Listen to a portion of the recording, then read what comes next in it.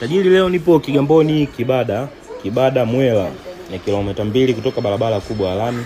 Sasa tajiri, kama umechoka kusumbuana na baba mwenye nyumba, kusumbuana na mama mwenye nyumba, basi leo nimekuletea mjengo huu. Nyumba moja nzuri sana kwa shilingi milioni 36 tu.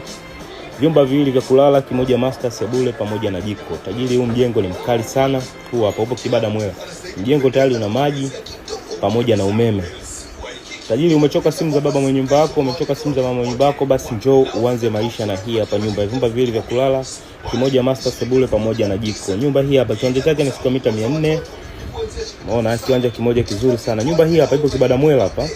Umeona hapa tajiri, unamalizia fence na kuhamia kwa shilingi milioni 36 tu. Utapata wapi nyumba kama hii kwa shilingi milioni 36? Umeona hapa ndo ndani, hii hapa ndo sebule. Bonge moja la sebule kubwa na inavutia sana. Umeona sebule ya kisasa kabisa. Umeona iko chumba cha kwanza, umeona hiki chumba cha pili. Umeona hapa ni jikoni, bonge moja la jiko. Umeona jiko moja kali sana, lina makabati, kila kitu.